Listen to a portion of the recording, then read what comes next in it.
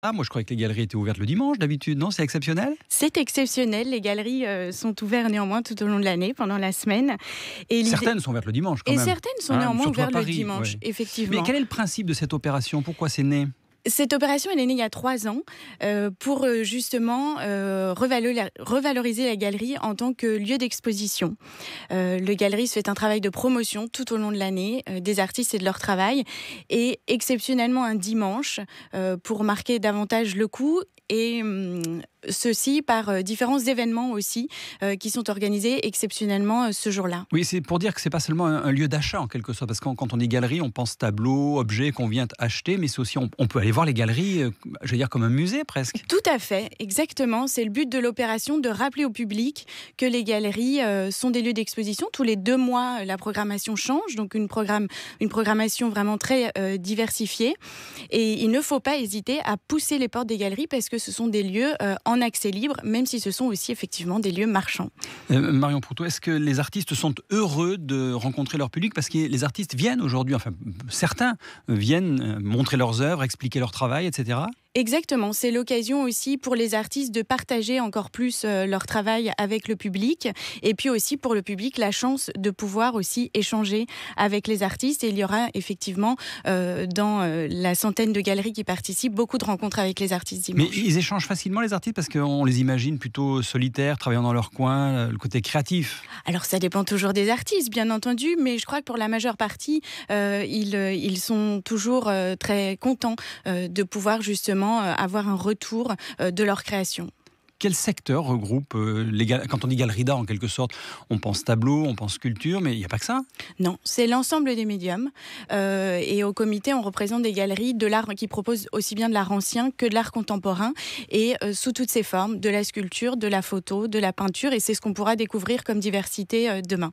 Comment se porte d'une part l'art en quelque sorte, et donc les galeries par contre-coup? Les si on peut dire. galeries, tout dépend aussi de l'importance des galeries, bien entendu, mais je crois qu'elles s'attellent vraiment à un travail tout au long de l'année pour vraiment promouvoir la scène artistique, et la scène artistique française, bien sûr. Mais c'est avant difficile pour les artistes, parce que c'est compliqué d'être artiste aujourd'hui, ça coûte cher, les ventes sont difficiles, il y en a peut-être moins qu'avant. C'est pour ça que je me demande comment se porte l'art globalement. Est-ce que c'est un secteur qui marche encore, qui interpelle les gens?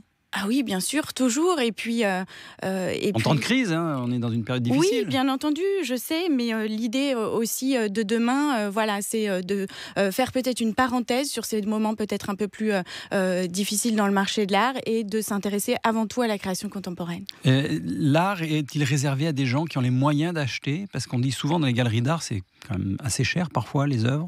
Est-ce qu'on trouve de tout?